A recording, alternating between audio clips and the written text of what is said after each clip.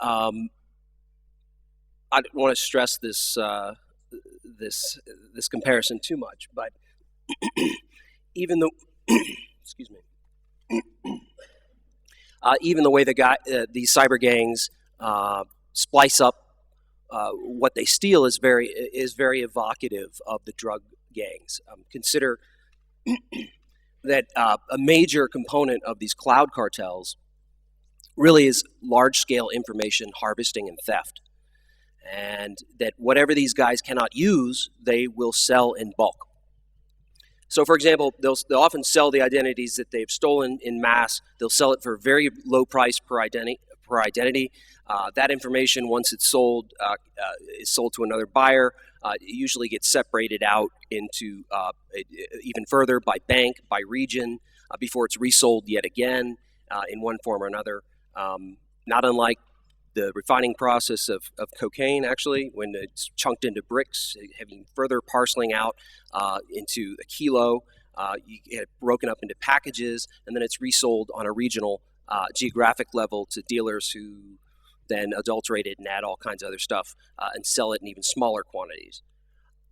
I say all this because there seems to me that there is a huge need for people to take the threat from internet security and organized crime gangs a lot more seriously, rather than the tendency today, which is to view a virus infection, if it happens to be caught, as an isolated event. And it seems to me there's a great need among organizations and individuals alike to change their mindset when it comes to thinking about cyber threats. On an organizational level, the focus really needs to be on protecting the data that's of value. And companies need to change their mindset from this sort of fortress mentality, and just accept the fact that the bad guys are going to get in, and basically putting in place systemic protections that limit any damage that they can do when they get in. The banks, the financial industry they've been leaders on this particular approach to cybercrime for many years.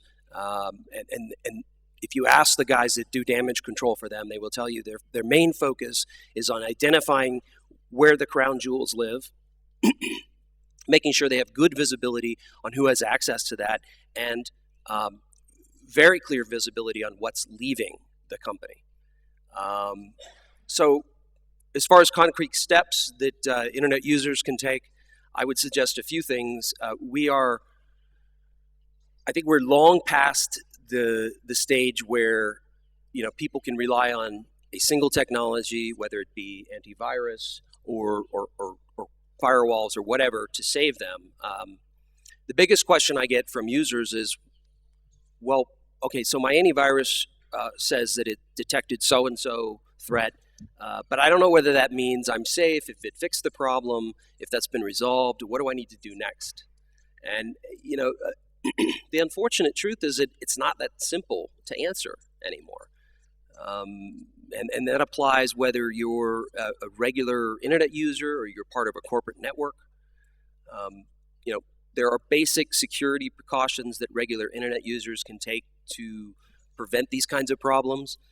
And the truth is that using, this is going to sound kind of basic, but using something other than Internet Explorer to browse the web is a giant step forward for most people. And that's not to bash Microsoft at all.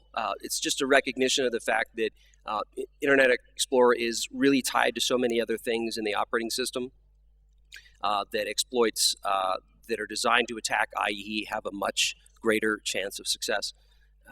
Adding protections like NoScript add-on for alternative browsers like Firefox, and being extremely paranoid about any emails that entice you to click on a link or download an attachment, these can block a majority of the attacks out there today. In the enterprise, however, the situation is a lot more complex, unfortunately.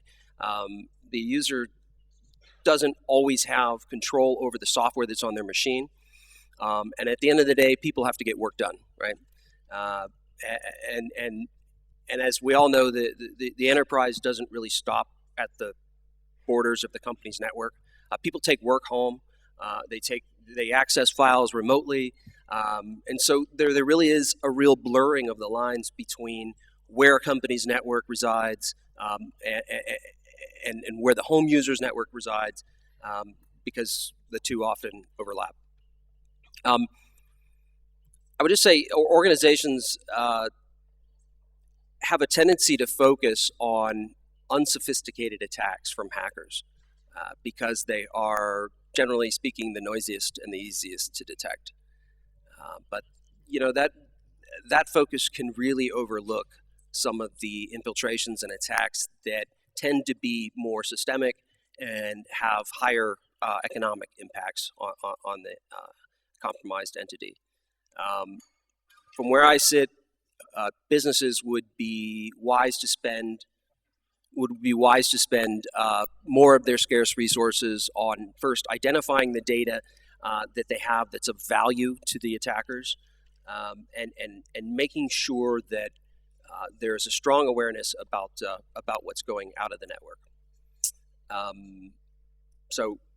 But particular attention needs to be paid to those employees who have access to the company's crown jewels, the data that really makes up the value of those companies, whether it be the company's internal data or the keys to that company's online banking credentials. There needs to be more layers beyond a username and password that grants access to this information. Thank you. Very good. Thanks a lot.